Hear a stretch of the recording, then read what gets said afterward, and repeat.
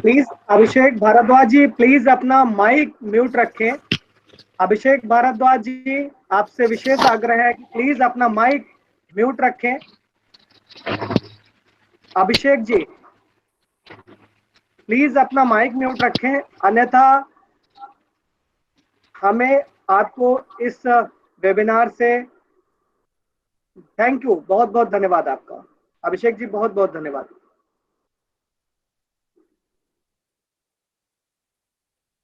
कोई बात नहीं।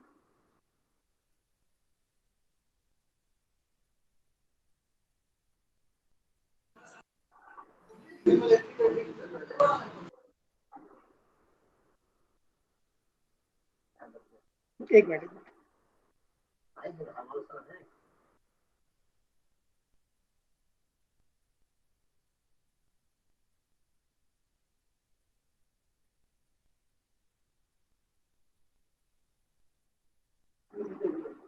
आप सभी प्रतिभागियों का सीआरसी लखनऊ बहुत बहुत स्वागत करता है आज के इस वेबिनार में।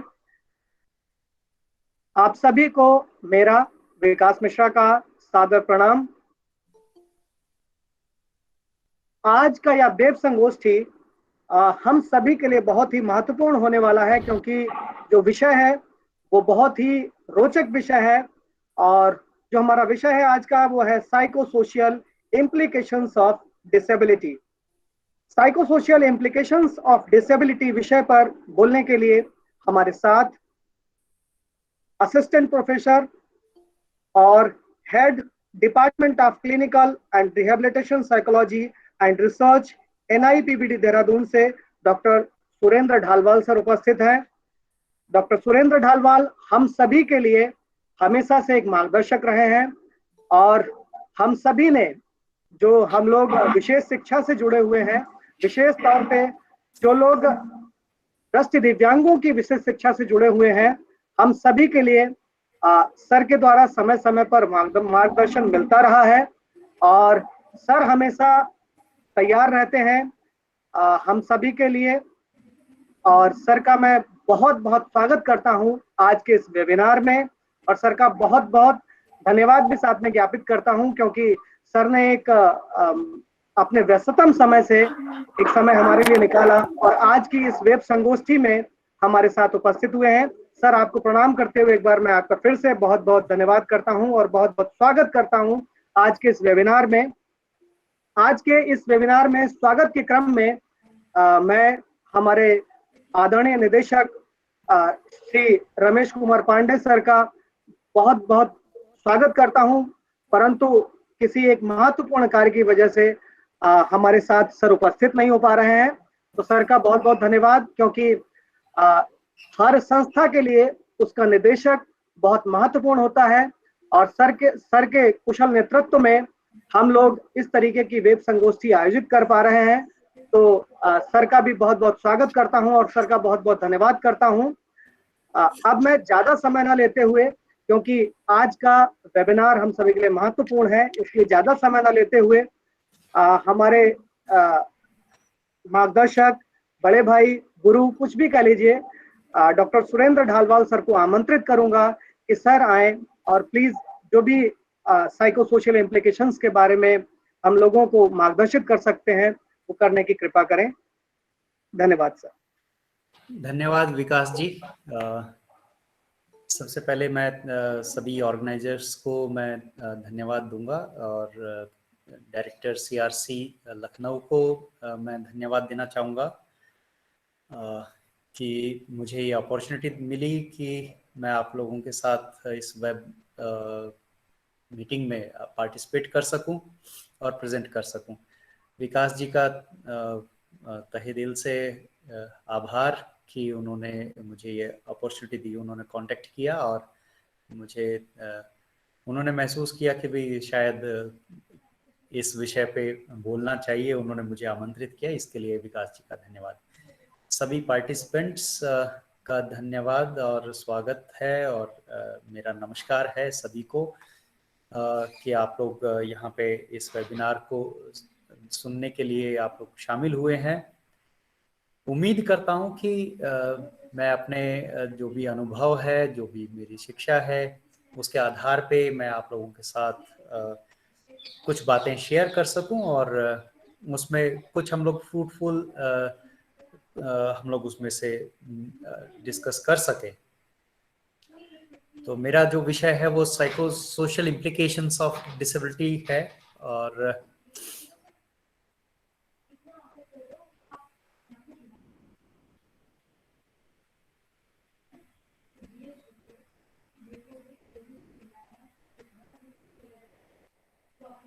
विकास जी प्लीज एक बार मुझे बता दीजिए कि क्या मेरी ये स्लाइड्स विजिबल हैं? यस सर, आपकी स्लाइड विजिबल है सर। ओके। तो हालांकि इस स्लाइड का टाइटल इसमें लिखा है psychological interventions for students with disabilities. इसका टाइटल कुछ भी हो सकता था, इसका टाइटल साइकोलॉजिकल इम्प्लीकेशंस भी हो सकता था, लेकिन हम लोग कुछ साइकोलॉजिकल और साइको सोशल एस्पेक्ट्स पे हम लोग चर्चा करेंगे जो डिसेबिलिटी से रिलेटेड। पहली बात, मैं अपने सभी श्रोताओं को, दर्शकों को मैं ये बता दूं कि सबसे पहले ही भ्रांति तो हम लोग ये दूर कर लें कि भी दिव्यांगता का कोई अलग मनोविज्ञान नहीं होता है। यानी कि साइकोलॉजिकली अगर हम वैसे वेरिएबल्स की बात करें तो ऐसा नहीं है कि डिसेबिलिटी, पर्सन्स विद डिसेबिलिटी की साइकोलॉजी कुछ और है और पर्सन विद नॉन डिसेबिलिटी की साइकोलॉजी कुछ और है। साइकोलॉजिकल वेरिएबल्स लगभग सेम ही होते हैं और वो एक नॉर्मल प्रोबेबिलिटी कर्व पे लाई करते हैं। तो उसी तरह से जो साइकोलॉजिकल वेरिएबल्स हैं वो सभी को, हमें सबको बराबर मिले हैं और उसी अनुपात में मिले हैं। तो दिव्यांगता का मनोविज्ञान नहीं है कोई। अगर हम मनोविज्ञान की यहाँ पे कुछ बात करेंगे, इसमें कुछ चीजें डिस्कस करेंगे, तो हम बात करेंगे कि व्यक्ति के व्यक्तित्व पर या व्यक्ति के मनोविज्ञान पर पड़ने वाले किसी पर्टिकुलर कंडीशन के प्रभाव के बारे में। यानी वो पर्टिकुलर कंडीशन है दिव्यांगता। यानी जो हम डिस्कस करेंगे, हम ये डिस्कस करने वाले हैं कि डिसेबिलिटी जो कि एक कंडीशन है, उस कंडीशन की वजह से जो साइको सोशल जो एस्पेक्ट्स हैं हमारे जीवन के, जैसे साइको सोशल एस्पेक्ट में मैं बात करूं तो 3 महत्वपूर्ण बिंदु होंगे। जैसे हमारे कॉग्निशंस है ना, यानी कि हमारी सोच समझ, हमारी प्रॉब्लम सॉल्विंग एबिलिटीज, हमारी क्रिएटिविटी, हमारा इंटेलिजेंस है ना, तो हमारा परसेप्शन, हमारी थॉट्स है ना, ये हमारी कॉग्निटिव एबिलिटीज हैं। फिर जैसे हम बात करेंगे कि हमारी अफेक्टिव कंपोनेंट, यानी कि जिसमें कि हमारे इमोशंस हैं, भावनाएं हैं, उस पर क्या प्रभाव है। और फिर हम बात करेंगे कि हमारे जो मोटिवेशनल एस्पेक्ट्स हैं उस पर किस तरह से हमारी दिव्यांगता या विकलांगता या डिसेबिलिटी जो है वो किस तरह से प्रभाव डालती है। तो यानी ये एक कंडीशन है, डिसेबिलिटी एक कंडीशन है और उस कंडीशन की वजह से हमारी साइकोलॉजी पे कुछ प्रभाव पड़ता है या साइको सोशल कुछ उसके प्रभाव पड़ते हैं, वो कुछ हम लोग जो है डिस्कस करेंगे। तो अगर हम साइकोलॉजी समझना चाहते हैं कि डिसेबिलिटी की वजह से जो है क्या साइकोलॉजिकल इम्प्लीकेशंस हैं डिसेबिलिटी के, तो हमें समझना पड़ेगा कुछ चीज़ों के बारे में, जैसे लिमिटेशन के बारे में, कि क्या कमी हो जाती है या क्या खो जाता है, लॉस, या वो विकलांगता या दिव्यांगता क्या है ना। यानी कि हम बात करेंगे, अगर हमें समझना है तो हमें समझना होगा लिमिटेशन के मनोविज्ञान को, यानी कि उस अवरोध के मनोविज्ञान को, उस कमी के मनोविज्ञान को हमें समझना होगा, लॉस के मनोविज्ञान को, यानी कि जब कोई चीज हम खो देते हैं तो उससे क्या मनोवैज्ञानिक प्रभाव पड़ते हैं। और हम देखेंगे कि दिव्यांगता या विकलांगता का कौन सा ऐसा पहलू है जो मनोवैज्ञानिक रूप से हमें परेशान कर सकता है या जिस पे ज्यादा ध्यान देने की आवश्यकता है। तो यहाँ पे इस चीज को समझने के लिए हम एक साधारण सी हम बात करेंगे कि अक्सर हम लोग सभी लोग जो है कोई ना कोई लक्ष्य बनाते हैं और उस लक्ष्य की प्राप्ति के लिए हम लोग कुछ रिसोर्सेज का इस्तेमाल करते हैं। यानी कि यदि कोई विद्यार्थी पढ़ना चाहता है तो उसके लिए महत्वपूर्ण रिसोर्सेज हैं उसका स्कूल का होना, उस स्कूल में जाने के लिए, उसके एडमिशन के लिए उसकी फीस का होना, है ना, पढ़ाई के लिए किताबों का होना और अच्छे टीचर का होना, सपोर्टिव पेरेंट्स का होना, यानी ये सारे रिसोर्सेज। और फिर साथ ही साथ मनोवैज्ञानिक रिसोर्सेज, यानी कि उस बच्चे का स्वयं मन होना कि वो पढ़ना चाहता है ना। फिर उसके पास उतनी बुद्धि होना, उतना परिश्रम करने की क्षमता होना, आत्मबल होना, यानी ये सारे कुछ ऐसे पहलू हैं जो कि रिसोर्सेज का काम करते हैं। ये सारी चीजें मिलकर के तब हम किसी गोल को अचीव करते हैं। यानी जो लक्ष्य है, लक्ष्य को प्राप्त करने के लिए फिजिकल, एनवायरमेंटल, साइकोलॉजिकल रिसोर्सेज की आवश्यकता होती है। और जब हम देख पाते हैं कि भी जो हमारे गोल है, जो हमारा लक्ष्य है, उस लक्ष्य के अनुपात में यदि हमारे पास रिसोर्सेज हैं तो हम आसानी से उस लक्ष्य को प्राप्त कर लेते हैं और सफलता हमें हाथ लगती है। और जब हम सफल होते हैं तो एक सेंस ऑफ सेटिस्फैक्शन हम गेन करते हैं, यानी कि संतोष हमें मिलता है। वहीं दूसरी ओर अगर देखें तो यदि ये रिसोर्सेज अगर कम होते हैं, अब कम कौन सा रिसोर्स कितना कम होगा वो अलग अलग सिचुएशंस के ऊपर डिपेंड करता है।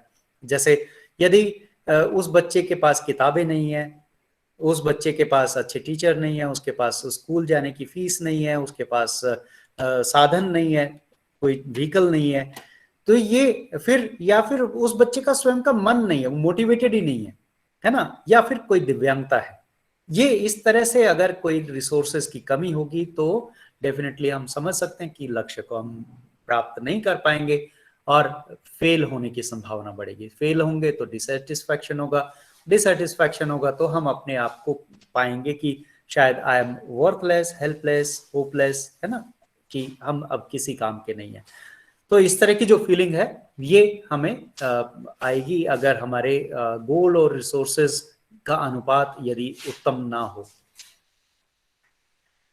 गोल जो जब हम डिसाइड करते हैं, यानी कि जो लक्ष्य हम निर्धारित करते हैं, लक्ष्य निर्धारित करते वक्त भी बहुत महत्वपूर्ण होता है कि भाई वो लक्ष्य जो हमने सोचा है वो यदि रियलिस्टिक है तो जो है उसमें सक्सेस की संभावना अधिक होगी। अगर इरियलिस्टिक गोल अगर हमने डिसाइड किया है तो फेलियर की संभावना ज्यादा होगी। रियलिस्टिक गोल वो गोल हैं जिनमें हम अपनी स्ट्रेंथ के बारे में भी जानते हैं और हम अवेयर हैं अपनी वीकनेसेस के बारे में।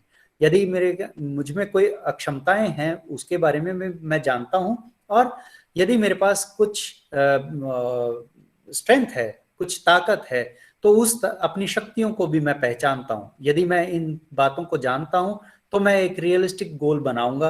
रियलिस्टिक गोल बनेगा तो जो है रिसोर्सेज जो है हमें कम महसूस नहीं होंगे और हमें सक्सेस मिलेगी। वहीं पे दूसरी ओर यदि हम इन चीजों को इग्नोर करते हैं, अपनी स्ट्रेंथ को हम नहीं पहचानते हो या फिर हम अपनी जो वीकनेसेस हैं उसको इग्नोर करते हैं, तो ऐसे में फेलियर की संभावना बढ़ेगी जो कि स्वाभाविक है, और फेलियर बढ़ेगी तो जो है डिससेटिस्फैक्शन होगा। रिसोर्सेज हम कई तरीके से कम ज्यादा कर देते हैं। कई बार हम जैसे मान लीजिए कि भी जो पर्सन विद डिसेबिलिटी की अगर हम बात करते हैं उसमें वो लिमिटेशन हम कई बार उत्पन्न कर देते हैं, जैसे नेग्लिजेंस। यदि फैमिली मेंबर्स, सोसाइटी या स्वयं पर्सन विद डिसेबिलिटी अपनी डिसेबिलिटी को इग्नोर कर दे रहा है, नेग्लेक्ट कर दे रहा है, यानी कि टाइमली इंटरवेंशंस अगर वो नहीं कर रहा है तो वो अपने कहीं ना कहीं रिसोर्सेज को कम कर रहा है। कई बार फॉल्स नेगेटिव डायग्नोसिस भी जो है बन जाते हैं, जैसे कि खासकर विजुअल इंपेयरमेंट में अगर हम देखें तो जैसे लो विजन की अगर हम बात करें, पार्शियली साइटेड की बात करें, तो ऐसी कंडीशन में हम देखते हैं कि भाई लोग जान नहीं पाते हैं कि इस व्यक्ति को जो है ये डिसेबिलिटी है। लोग सोचते हैं कि शायद ये नाटक कर रहा है, या अगर ये इसको दिखाई देता है, या जो लोगों का अक्सर एक नोशन है विजुअल डिसेबिलिटी के बारे में कि ब्लाइंडनेस का मतलब है कुछ भी ना दिखाई देना। तो लेकिन इसके विपरीत यथार्थ यह है कि ब्लाइंडनेस कई तरीके से हो सकती है, जिसके अंदर लो विजन की भी एक कंडीशन होती है, जिसमें हम मैग्नीफायर या लो विजन एड की मदद से देख पाते हैं, पढ़ पाते हैं, है ना। तो अगर हम इन चीजों को नेग्लेक्ट करते हैं या इग्नोर करते हैं, या फॉल्स नेगेटिव डायग्नोसिस अगर हमारा बनता है, तो भी कहीं ना कहीं हम अपने रिसोर्सेज को कम कर दे रहे हैं। क्योंकि रिसोर्स कम करने का अर्थ ये हुआ कि भी बच्चा जो है लो विजन है, लेकिन पेरेंट्स जो है उसे सामान्य पुस्तकें पढ़ने के लिए दे रहा है और प्रेशर कर रहा है कि भी वो इसको पढ़े।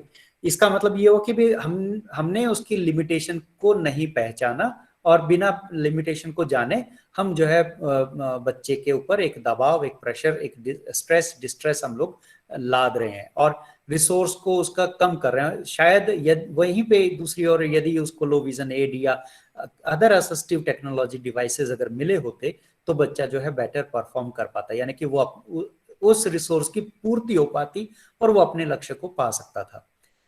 ऐसा करके, नेग्लेक्ट करके या इग्नोर करके या फॉल्स नेगेटिव डायग्नोसिस बना करके हम कई तरीके से बच्चे को या पर्सन विद डिसेबिलिटी को डिप्राइव कर देते हैं, उसके अधिकारों का हनन हम कहीं ना कहीं कर देते हैं। जैसे एजुकेशनल राइट्स है ना, बच्चे का अपना एक शिक्षा का अधिकार है, वो उस अधिकार के अंतर्गत निहित है कि यदि कोई पर्सन विद डिसेबिलिटी है और यदि उसको कोई स्पेशल एड अप्लायंसेस मिलना चाहिए जिसकी मदद से वो पढ़ाई कर सकता है, अपने एजुकेशन को कंप्लीट कर सकता है, यदि हम नेग्लेक्ट करते हैं, आइडेंटिफाई ही नहीं करते हैं, डायग्नोज ही नहीं करते हैं, तो हम उसके जो एजुकेशनल राइट है उससे उसको डिप्राइव कर रहे हैं। वर्क प्लेस के जो राइट्स हैं उससे हम उसको डिप्राइव कर देते हैं, या फिर सोसाइटी के अंदर जो फुल पार्टिसिपेशन और कंट्रीब्यूशन की जो बात होती है, कहीं ना कहीं हम उस पार्टिसिपेशन को भी हम उस व्यक्ति को डिप्राइव कर देते हैं, और ऐसे में वो व्यक्ति अपने गोल को अचीव नहीं कर पाता और फेलियर, डिससेटिस्फैक्शन एंड हैंडीकैप की कंडीशन बनती है। अभी तक हमने बात की साइकोलॉजी ऑफ लिमिटेशंस की, अब हम साइकोलॉजी ऑफ लॉसेस की अगर हम बात करें तो जैसे कुबलर रॉस का मॉडल को हम डिस्कस करेंगे। एक काफी फेमस मॉडल है जिसमें जो कि न केवल पर्सन विद डिसेबिलिटी बल्कि किसी भी कंडीशन, किसी भी तरह के लॉसेस पे एप्लीकेबल होता है। ये लॉस चाहे वो किसी नियर एंड डियर वन की डेथ हो, या फिर हमारा पर्स गुम हो जाना हो, या कोई डिसेबिलिटी हो जाना हो, ये हर तरह के लॉसेस में अक्सर हम इस तरह की कंडीशंस को फील करते हैं और इन स्थितियों से गुजरते हैं।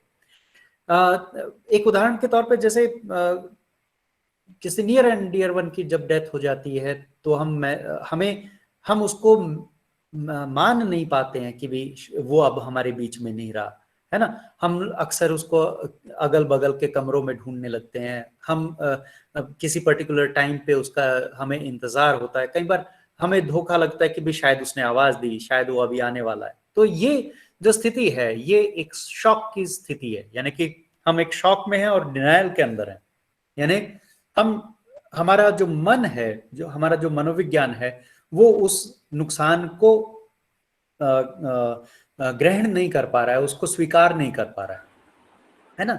तो ये जो उसी तरह से जब डिसेबिलिटी होती है, चाहे वो पर्सन विद डिसेबिलिटी, कोई बच्चा जो है किसी दंपत्ति के घर में किसी बच्चे का जन्म हो और विकलांग बच्चे का जन्म हो, या फिर कोई व्यक्ति स्वयं विकलांग हो जाए, इन दोनों परिस्थितियों में शॉक की स्थिति बनती है, डिनायल की स्थिति बनती है। फैमिली मेंबर्स जिनके घर वो बच्चे ने जन्म लिया है, वो लोग उस चीज को स्वीकार नहीं कर पाते हैं कि भी ये हमारे साथ ऐसा हो सकता है, या हमारा बच्चा डिसेबल्ड हो सकता है ना। या कई बार जब जैसे हम निपवेड के अंदर देखते हैं, एडजस्टमेंट ट्रेनिंग में जब कोई आता है तो अक्सर उनका जो पहली रिएक्शन, पहली फीलिंग ये होती है कि भी नहीं, हम ब्लाइंड नहीं है, हमें ब्लाइंडनेस नहीं है, दरअसल हमारा ट्रीटमेंट चल रहा है, डॉक्टर ने कहा कि 1-2 साल के बाद विजन आ जाएगा, है ना। तो यानी हम शॉक और डिनायल की स्थिति के अंदर हैं, हम अपनी डिसेबिलिटी या जो नुकसान हो गया है, जो लॉस हुआ है, उसको स्वीकार नहीं करते। धीरे धीरे जब हम इस स्थिति में रहते हैं, इस स्थिति को झेल रहे होते हैं, तो धीरे धीरे कहीं ना कहीं किसी कोने में हमें रियलाइज होने लगता है कि भी शायद कुछ लॉस हुआ है ना। लेकिन क्या लॉस हुआ है, कैसे लॉस हुआ है, अभी भी हम उसको पूरी तरह से एक्सेप्ट नहीं कर रहे हैं कि भी वो लॉस परमानेंट है या टेम्पररी है। हमें लगता है कि शायद अभी कुछ कुछ क्षणों के लिए वो लॉस है, शायद अभी कंप्लीट हो जाएगा। तो ऐसी स्थिति में हम एक एंगर की स्थिति से गुजरते हैं, एक एग्रेशन, आक्रोश में हम होते हैं।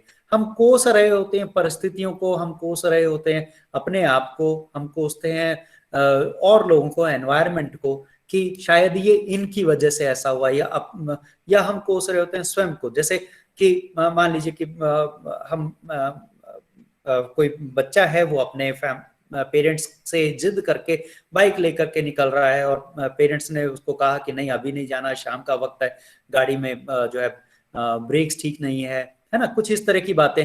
और फिर भी बच्चा जो जिद करके और निकल गया, और उसका एक्सीडेंट हो गया, और उसको डिसेबिलिटी हो गई। तो जब वो बच्चा वापस, जब वो होश संभाला, जब उसने पाया कि उसको डिसेबिलिटी हो गई, जब वो शॉक की कंडीशन से निकला, तो उसको एग्रेशन होगा कि काश मैंने ये बात मानी होती, मैंने क्यों जो है मैं बाहर निकला। या शायद वो इस तरह से कोस रहा होता है कि भाई ये ब्रेक, आप लोग ये ब्रेक क्यों नहीं ठीक कर सके, आप लोगों को ये ठीक करना चाहिए था, इस वजह से मेरा एक्सीडेंट हुआ, वगैरह वगैरह, है ना। तो हम एनवायरनमेंट को या स्वयं को जो है कोसते हैं, हम उस पर क्रोध कहीं ना कहीं जता रहे होते हैं, हम बार्गेनिंग कर रहे होते हैं। इस स्टेज से, एंगर की स्टेज से निकलने के बाद हम जो है कहीं ना कहीं एक बार्गेनिंग, एक मोल भाव कहीं ना कहीं कर रहे होते हैं अपने आप से, अपने भाग्य से, ईश्वर से, डॉक्टर से, है ना, कि हे ईश्वर इस बार ठीक कर दे, इस बार ये सिचुएशन ठीक कर दे, आगे से मैं इस चीज का ध्यान रखूंगा, है ना। तो हम इस तरह से कहीं ना कहीं सिचुएशंस के साथ, परिस्थितियों के साथ मोल भाव हम कर रहे होते हैं। और इस स्थिति के बाद जब हमें रियलाइज होने लगता है, क्योंकि इसमें एक वक्त गुजर रहा है, उस शॉक में, उस एंगर में, उस बार्गेनिंग की स्टेज के अंदर एक वक्त गुजरने के साथ साथ हमें रियलाइज होने लगता है कि भाई एक कुछ नुकसान हो गया है जो कि लगभग परमानेंट है ना। ये जो नुकसान हो जाता है, तब हम महसूस करते हैं कि भाई आई एम वर्थलेस, है ना। यानी कि हमें लगता है कि शायद जीवन जो है जीने लायक नहीं है, लगता है कि ये मैं एक बेकार व्यक्ति हूँ, मैं एक पूरी तरह से लापरवाह व्यक्ति हूँ, या मेरे पिछले जन्मों का कर्म है ना। तो इस तरह की भावनाएं आने लगती हैं कि और ये जो है हमें डिप्रेशन की तरफ लेकर के जाते हैं। और ये डिप्रेशन की स्थिति जो है काफी क्रूशियल होती है इस समय पे, क्योंकि इस समय पे डिप्रेशन के साथ जो नेगेटिव ऑटोमेटिक थॉट्स, है ना, और सुसाइडल थॉट्स कहीं जन्म लेती हैं, और कई बार पर्सन विद डिसेबिलिटीज जो है वो सिंपल डिप्रेशन से लेकर के और सुसाइड अटेम्प्ट तक कहीं ना कहीं कर देता है। अगर किसी तरीके से इन सिचुएशंस में कोई इंटरवेंशन होता है, चाहे वो फैमिली सपोर्ट हो, चाहे वो स्पेशल एजुकेशन की बात हो, चाहे वो साइकोलॉजिस्ट का सपोर्ट हो, चाहे वो सोसाइटी का या डॉक्टर्स का, प्रोफेशनल्स का सपोर्ट हो, यदि ये चीजें एक सपोर्टिव वे में कहीं ना कहीं अगर चलती हैं, तो जो एक अंतिम स्टेज है, जो महत्वपूर्ण स्टेज है, जिसे हम एक्सेप्टेंस कहते हैं, वो स्टेज अटेन करते हैं। और जब हम स्वीकार कर लेते हैं कि हाँ ये परमानेंट लॉस है, जब हम स्वीकार कर लेते हैं कि अब शायद ये जो डिसेबिलिटी है, इस डिसेबिलिटी में ये अंग अब वापस नहीं आएगा, अब विजन मेरा नहीं लौटेगा, जब हम वो स्वीकार कर लेते हैं, तब हम अल्टरनेट के ऊपर ध्यान दे पाते हैं। यानी कि वहां से, इस एक्सेप्टेंस से जो है एक रिहेबिलिटेशन की जो प्रोसेस है, पुनर्वास की जो प्रक्रिया है, वो आरंभ होती है। यानी सबसे महत्वपूर्ण स्टेज यही है कि भी एक्सेप्टेंस हो, और हम एक्सेप्ट, जब अपनी डिसेबिलिटी यानी कि अपनी लिमिटेशंस को जब हम एक्सेप्ट करें और हम स्वीकार कर लें कि ये लिमिटेशन है, लेकिन इस लिमिटेशन को दूर करने के लिए अल्टरनेट क्या है, यानी कि स्पेशल एजुकेशन एक अल्टरनेट हो सकता है, असिस्टिव टेक्नोलॉजी एक अल्टरनेट हो सकता है, बैरियर फ्री एनवायरनमेंट, एक्सेसिबिलिटी एक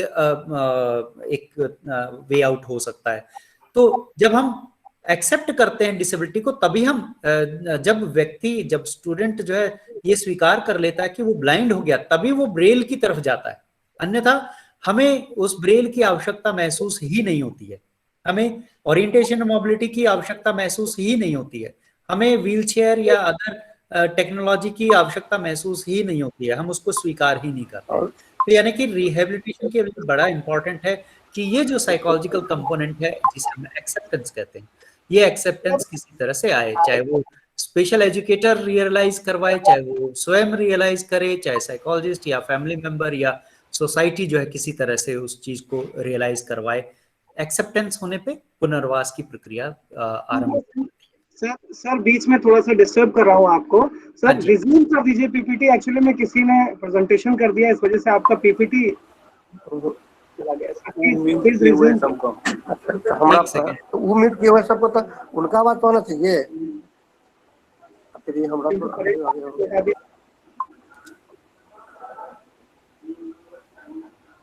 एक सेकेंड।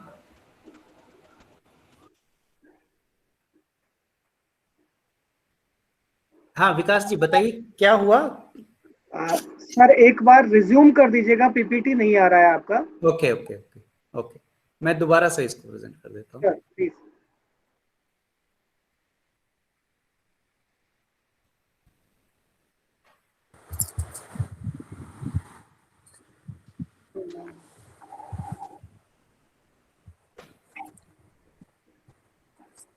अभी दिख रहा है? हाँ सर आ रहा है, थैंक यू सर। ओके। तो यानी ये इन स्टेजेस से हम गुजरते हैं और एक्सेप्टेंस जो है वो बड़ा इंपॉर्टेंट रोल प्ले करता है हमारे रिहेबिलिटेशन की प्रोसेस के लिए। वहीं पे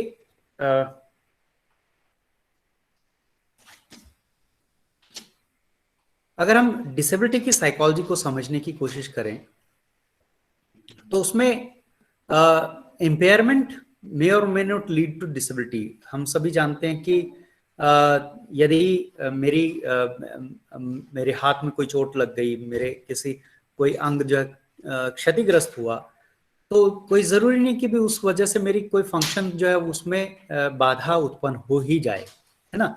यानी कि इम्पेयरमेंट हुआ लेकिन हो सकता है डिसेबिलिटी ना हो।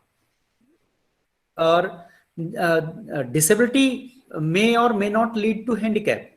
जब मान लीजिए कि मैं इस हाथ से अपने राइट हैंड से जो है लिखने का काम करता हूँ और मेरे अंगूठे और उंगलियों में चोट लग जाती है, कट जाती हैं, और मैं अब जो है उस हाथ से अपने पेन पेंसिल नहीं पकड़ पाता हूँ, तो ये डिसेबलिंग कंडीशन है। यानी कि मेरा वो फंक्शन जो है हैम्पर हो गया, लिमिट हो गया, और मैं अब उससे काम नहीं कर पा रहा हूँ। ये डिसेबिलिटी है। यानी कि अब यहाँ पे हम जो है अल्टरनेट ढूंढने की कोशिश करते हैं कि चाहे वो आर्टिफिशियल लिम्ब हो या अदर टेक्नोलॉजी डिवाइस हो, है ना, या मैं दूसरे हाथ के साथ जो है परफॉर्म करूं, हम कहीं ना कहीं अल्टरनेट ढूंढते हैं। तो impairment may or may not lead to disability and disability may or may not lead to handicap। अब handicap क्या है? तो अक्सर जो यहाँ पे ग्रुप में होंगे वो सभी ऑफेंड कर रहे होंगे कि हैंडीकैप शब्द को क्यों इस्तेमाल किया जा रहा है। हैंडीकैप शब्द यूज होता नहीं है। तो बिल्कुल जिस तरीके से ये हैंडीकैप शब्द जो है ठेस पहुंचाता है, उसी ठेस को महसूस करने के लिए इस शब्द को यहाँ पे हमने रखा है इस पीपीटी के अंदर। आप इसको पिक्टोरली आप एक तरीके से इसका रिप्रेजेंटेशन इमेजिन कीजिए। इमेजिन कीजिए कि खास करके किसी वेस्टर्न कंट्री का सीन आप इमेजिन कीजिए जहाँ पे सड़क पे एक व्यक्ति जो है अपनी टोपी को उल्टा किए हाथ में खड़ा है। क्या कर रहा है? वो भिक्षा मांग रहा है ना।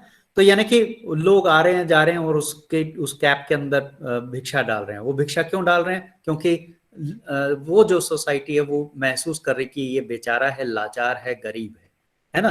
तो यानी कि ये जो बेचारगी की और लाचारगी की जो भावना है वो हैंडीकैप शब्द के साथ जुड़ी हुई है। यानी ये जो शब्द है ये एक एटीट्यूड है, एक साइकोसोशल एटीट्यूड है, एक हमने अभिवृत्ति एक बनी है जो कि एक नकारात्मकता को दर्शाता है। तो और शायद इसी नकारात्मकता को शाब्दिक रूप से हटाने के लिए हैंडीकैप शब्द का इस्तेमाल नहीं किया जाता है। लेकिन जो लोग अपने आप को स्वयं या तो स्वयं पर्सन विद डिसेबिलिटी जब अपने आप को बेचारा लाचार समझता है तो ये समझिए कि वो अपने आप को हैंडीकैप समझ रहा है। उसी प्रकार जब सोसाइटी जो है किसी व्यक्ति को ये समझती है, किसी पर्सन विद डिसेबिलिटी को ये समझने लगती है कि ये व्यक्ति किसी काम का नहीं है, इसको जॉब नहीं देनी चाहिए, ये कहीं नौकरी नहीं लग सकता है, ये प्रोडक्टिव नहीं है ना, ये एफिशिएंट नहीं है, जब इस तरह की फीलिंग रखने लगता है तो यूं समझिए कि भी वो व्यक्ति भी उसे एक तरीके से बेचारगी और लाचारगी की स्थिति में डाल रहा है। तो दोनों तरफ से, या तो वो स्वयं व्यक्ति जिसको डिसेबिलिटी है वो, या फिर वो सोसाइटी जो व्यक्ति को ऐसा एहसास दिलाने का प्रयास कर रही है, ये दोनों ही परिस्थितियों में हैंडीकैप जो शब्द है वो एक नेगेटिव एटीट्यूड को दर्शाता है। और ये जो बेचारगी लाचारगी की स्थिति है, यही सबसे बड़ा एक नेगेटिव साइकोलॉजिकल इम्पैक्ट है डिसेबिलिटी का। और यहाँ पे हम देखेंगे कि सभी का जो इस समय पे ये पूरा ग्रुप जो जुड़ा हुआ है इस वेबिनार के अंदर, जो हम लोग जब डिसेबिलिटी के बारे में हम बात कर रहे हैं, यानी कि हम सबका ये दायित्व बनता है, और जो चाहे वो स्पेशल एजुकेटर हैं, चाहे वो पेरेंट्स हैं, चाहे वो टीचर्स हैं, या फैमिली मेंबर्स, या society, doctors, policy makers, advocacy करने के लिए लोग, है ना, एनजीओज, कोई भी अगर काम कर रहा है इस समय पे, अगर हम accessibility, barrier free ADIP scheme या गवर्नमेंट की अदर फाइनेंशियल जो स्कीम्स हैं उन स्कीम्स की अगर हम बात कर रहे हैं, है ना, तो ये सारी की सारी चीजें दरअसल इस बेचारगी और लाचारगी को दूर करने के लिए, इस एहसास को दूर करने के लिए, उस वो जो खाई है उस खाई को हटाने के लिए, तो यानी कि वो जो एक नेगेटिव जो साइकोलॉजिकल इम्प्लीकेशन है डिसेबिलिटी का, उसको दूर करने के लिए सारी कवायद है, आप और हम उसके लिए काम कर रहे हैं। तो इसीलिए कोई जरूरी नहीं है कि भी जब हम पर्सन विद डिसेबिलिटी के साथ हम लोग काम कर रहे हैं तो उस समय पे किसी व्यक्ति के व्यक्तित्व का उत्थान के लिए किसी केवल और केवल मनोवैज्ञानिक की आवश्यकता है, ऐसा नहीं है। यहाँ पे हर किसी का, चाहे special educator, teacher, parents, society, सबका रोल बड़ा इंपॉर्टेंट है, और सभी लोग कहीं ना कहीं साइकोलॉजिकली साइको सोशली कॉन्ट्रीब्यूट करते हैं पर्सन विद डिसेबिलिटी के उत्थान के लिए। यहाँ पे जैसे हमने बात की ना कि हैंडीकैप की, तो ये देखिए फीलिंग ऑफ हैंडीकैप यानी कि ये बड़ा एक अवरोध है। ये अवरोध, इस अवरोध के लिए, इस फीलिंग ऑफ हैंडीकैप के लिए कोई जरूरी नहीं कि भी इम्पेयरमेंट या डिसेबिलिटी होनी ही चाहिए। बिना डिसेबिलिटी, बिना इम्पेयरमेंट के भी लोग हैंडीकैप फील कर सकते हैं। एक व्यक्ति ब्रांडेड कपड़े जूते ना मिलने पे अपने घर वालों के को कोस सकता है, वो ये सोच सकता है कि उसके माता पिता उससे प्यार नहीं कर रहे हैं, वो जो है उस डिप्रेशन में जा सकता है, सुसाइड कमिट कर सकता है ना। वहीं पे दूसरी ओर वो लोग हैं जिनको वो पैर ही नहीं है जिसमें कि कोई वो साधारण जूता भी पहन सके, है ना। ब्रांडेड जूता तो दूर की बात है, साधारण जूता भी ना पहन सके, ऐसी कंडीशन भी है। तो और लेकिन ऐसा होने के बावजूद जो है वो बिना पैर के भी जो है वो एवरेस्ट फतेह करने का विचार रखता है या फतेह करता है। जहां अरुणिमा का उदाहरण बड़ा सटीक यहाँ पे रहता है, रहेगा कि जिन्होंने एथलीट हुई थी जो, और जिनके बदमाशों ने की वजह से उनके पैर कट गए, ट्रेन से उनको फेंक दिया गया, उसके बावजूद उन्होंने एवरेस्ट को फतेह किया, 7 चोटियों को फतेह किया, है ना। यानी उन ऊंचाइयों को छुआ जिसके लिए पैर वाला व्यक्ति जो है कल्पना भी नहीं कर सकता। तो हैंडीकैप कहाँ है? हैंडीकैप दरअसल ये मनोसामाजिक एक अभिवृत्ति है। तो यही अभिवृत्ति जो, यही एटीट्यूड को जो है दूर करने के लिए सारी की सारी जो कवायद है वो लगी है। फिर साइकोलॉजी ऑफ डिसेबिलिटी की अगर हम बात करें तो इम्पेयरमेंट, डिसेबिलिटी, हैंडीकैप का हमने जैसे जिक्र किया, इन सभी में ये एक कहीं ना कहीं लोग महसूस करते हैं कि शायद ये मेरे पूर्व जन्म के कोई कर्म है जिसकी वजह से मुझे ऐसा महसूस करना पड़ रहा है, ये डिसेबिलिटी झेलनी पड़ रही है। इनकम्प्लीटनेस यानी कि एक और जो सेंस आती है उभर के, वो ये है कि मैं अब पूरा नहीं हूं, यानी कि I am not a complete person, है ना। कहीं ना कहीं उसको लगता है कि भाई शायद वो अब अधूरा है ना। तो ये इस तरह की फीलिंग कहीं ना कहीं आती है, कहीं ना कहीं ईश्वर पे या अपने लोगों पे, अपने जो बुजुर्ग लोग हैं, बड़े लोग हैं, उन पे या अपने दोस्तों पे जो विश्वास है वो कहीं ना कहीं खोने लगता है। फिर जो डिस्ट्रेस है डिसेबिलिटी से रिलेटेड, अगर उसको टाइमली एड्रेस ना किया जाए तो वो डिस्ट्रेस जो है वो एंजाइटी या डिप्रेशन की तरफ लेकर के जा सकता है और सुसाइड तक की स्थिति को उत्पन्न कर सकता है। इस ऐसा नेगेटिव एटीट्यूड की वजह से, नेगेटिविटी की वजह से, जो है नेगेटिव थॉट्स की वजह से सेल्फ एस्टीम और सेल्फ एफिकेसी के ऊपर असर प्रभाव पड़ता है।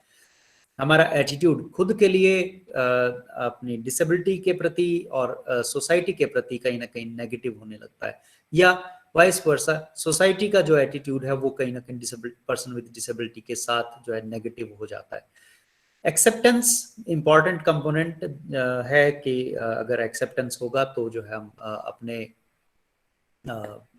जो रिहेबिलिटेशन है उस रिहेबिलिटेशन की तरफ हम बढ़ पाएंगे। लोकस ऑफ कंट्रोल या एट्रीब्यूशनल स्टाइल की बात अगर हम करें तो अक्सर जो है हम औरों को, एनवायरनमेंट को, दूसरों को दोष देने लगते हैं कि शायद मैं इनकी वजह से ऐसा हूं या इनको मेरे लिए कुछ करना चाहिए, है ना। स्वयं जो है हम अपने अधिकारों की तो बात करने लगते हैं लेकिन अपने कर्तव्यों को कहीं ना कहीं भूल जाते हैं। तो ये बड़ा मनोवैज्ञानिक एक प्रभाव पड़ता है जब किसी को डिसेबिलिटी होती है। अगर हम गोल्स की बात करें, जो मैनेजमेंट की बात है कि तो कैसे इन चीजों को मैनेज किया जाए, किस तरीके से, क्या हैं गोल्स मैनेजमेंट के, अगर हम डिसेबिलिटी को मैनेज करने की बात करते हैं तो adaptation and adjustment with disability. जैसे यहाँ पे हम लोग 3 मंथ्स एक एडजस्टमेंट ट्रेनिंग प्रोग्राम हम लोग रन करते हैं। उसमें जो एडवेंटिशियस ब्लाइंड है, जिसको बाद में लेट ऑनसेट ऑफ ब्लाइंडनेस है, उनको हम जो है यहाँ पे 3 महीने के लिए रखते हैं, एक ट्रेनिंग देते हैं जिसमें डेली लिविंग स्किल्स हैं, चाहे वो साइकोलॉजिकल जो वेलबींग है उसके ऊपर ध्यान दिया जाता है। फिर जैसे ब्रेल है या अदर असिस्टिव टेक्नोलॉजी के साथ ओरिएंटेशन एंड मोबिलिटी की ट्रेनिंग दी जाती है, यानी कि adaptation and adjustment with disability. वो अपनी दिव्यांगता, अपनी विकलांगता के साथ जो है वो एडजस्ट और अडेप्ट कर पाए। फिर जो लाइफ है, जो लाइफ की जो क्वालिटी है वो पॉजिटिव हो, तो पॉजिटिव क्वालिटी ऑफ लाइफ ये दूसरा महत्वपूर्ण गोल है साइकोलॉजिकल मैनेजमेंट का। और फिर कि वो डिसेबिलिटी के साथ, डिसेबिलिटी होते हुए कैसे वो डे टू डे जो हर्डल्स हैं उनके साथ कैसे कोप करे, है ना, कैसे संघर्ष करे, उसके बारे में। एडेप्टेशन की बात करें तो ये एक तरीके से एक सामंजस्य है पर्सन और एनवायरनमेंट का, यानी कि एक संतुलन है, यानी कि पर्सन विद डिसेबिलिटी, जिसको डिसेबिलिटी है, वो और जो उसका एनवायरनमेंट है, जो उसका वातावरण है, उस वातावरण के साथ वो कितना सामंजस्य कर पाएगा, ये उसके एडेप्टेशन के ऊपर डिपेंड करता है। और कोई अपने कंडीशन के साथ, अपने एनवायरनमेंट के साथ कितना ऑप्टिमम लेवल पे अडेप्ट कर पाया, स्वीकार कर पाया, ये पता चलता है इन 3 महत्वपूर्ण फैक्टर्स के साथ कि उसका एक्टिव पार्टिसिपेशन कितना है, यानी कि जिसको डिसेबिलिटी है वो अपनी सोसाइटी के साथ, अपने कामकाज, अपने शिक्षा, उन सब में कितना एक्टिवली पार्टिसिपेट कर पा रहा है, कितना वो अपने जो फिजिकल एनवायरनमेंट है, जो फिजिकल एनवायरनमेंट के जो चैलेंजेस हैं, उन चैलेंजेस को कितना वो नेगोशिएट कर पा रहा है, कितना सक्सेसफुली वो नेगोशिएट कर पा रहा है, उन बैरियर्स को कितना किस तरह से कितना वो उसको ओवरकम कर पा रहा है। तो ये फिर जैसे जो रिमेनिंग स्ट्रेंथ है ना, जैसे जो बची हुई जो स्ट्रेंथ है, चाहे वो जैसे विजुअल इंपेयरमेंट की अगर हम बात करें तो यहाँ पे मैं फादर कैरोल का एक बार थोड़ा सा जिक्र करूंगा।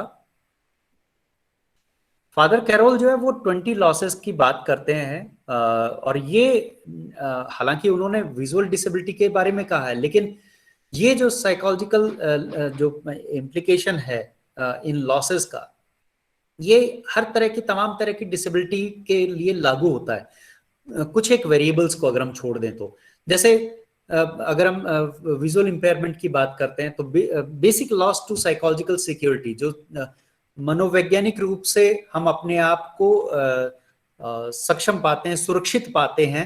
लेकिन जब डिसेबिलिटी होती है तो मनोवैज्ञानिक रूप से हम जो है असुरक्षा महसूस करने लगते हैं। असुरक्षा कई मायनों में, जैसे फिजिकल इंटीग्रिटी, यानी कि जैसे मेरा शरीर पूरा है, उसमें से अगर कोई अंग क्षतिग्रस्त हो गया या उसमें दिव्यांगता, उसमें विकलांगता हो गई उस अंग के अंदर, तो जो है वो जो फिजिकल इंटीग्रिटी थी वो कहीं ना कहीं लॉस हो गई। और फिजिकल इंटीग्रिटी लॉस होने की वजह से हो सकता है मेरे मोबिलिटी और बाकी जो कॉन्फिडेंस है मेरा, उन सब पे प्रभाव पड़ रहा है। तो इस वजह से जो मेरी साइकोलॉजिकल सिक्योरिटी है उसका बेसिक लॉस है। फिर जैसे विजुअल इंपेयरमेंट में हम देखते हैं कि loss of confidence in remaining senses, जो हमारे बाकी और जो ज्ञानेंद्रियां हैं, उन ज्ञानेंद्रियों को कंफर्म करने के लिए सबसे बड़ी एक ज्ञानेंद्रिय जिसे महाज्ञानेंद्रिय कह सकते हैं वो है विजन, यानी कि देखना, दृष्टि।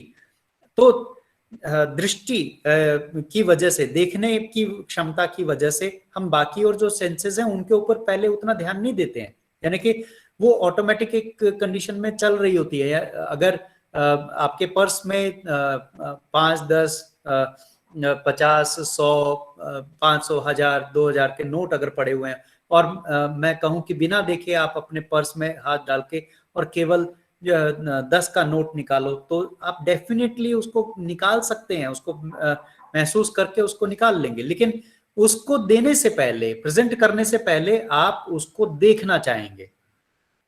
देखने से ही आप उसको कंफर्म कर पाएंगे कि ओके ये वास्तव में एक 10 का नोट है।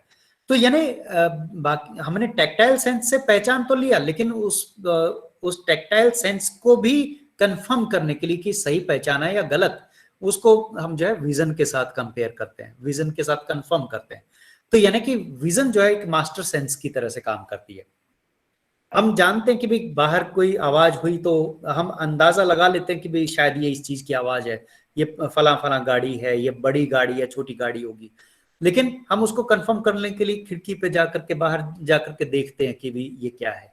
हम उसी तरह से स्मेल हो, टेस्ट हो, क्या खा रहे हैं, ये सारी चीजें जब हम उसको कंफर्म करने के लिए विजन का इस्तेमाल करते हैं। तो विजन जो है वो लगभग 80% हमारी जो है जो एनवायरनमेंट है उसको कंफर्म करने के लिए काम कर रही होती है। और ये हम लोग इसके बारे में अनभिज्ञ होते हैं।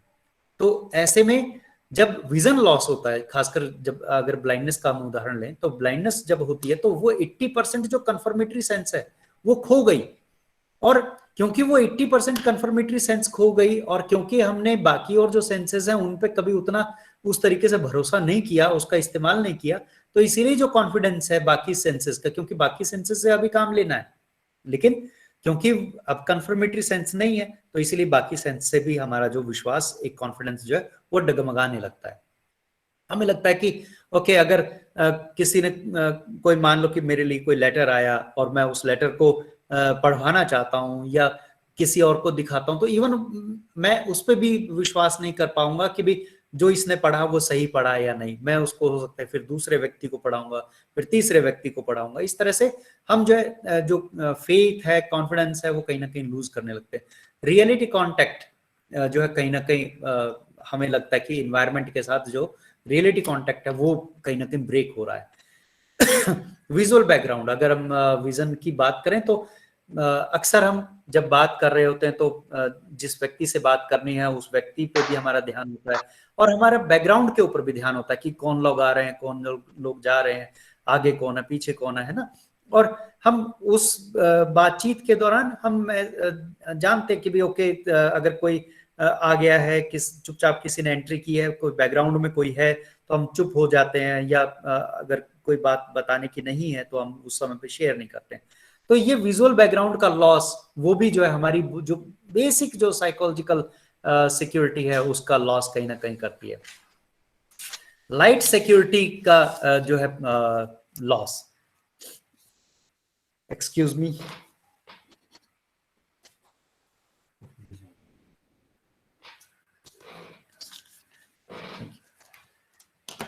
फिर जैसे अगर हम विजुअल डिसेबिलिटी की बात कर रहे हैं तो आप देखेंगे कि आप अपने घर से पूरी तरह से परिचित होते हैं, लेकिन फिर भी यदि रोशनी लाइट चली जाए, है ना, इलेक्ट्रिसिटी फेलियर हो जाए, तो हम अपने आप को असहज फील करने लगते हैं।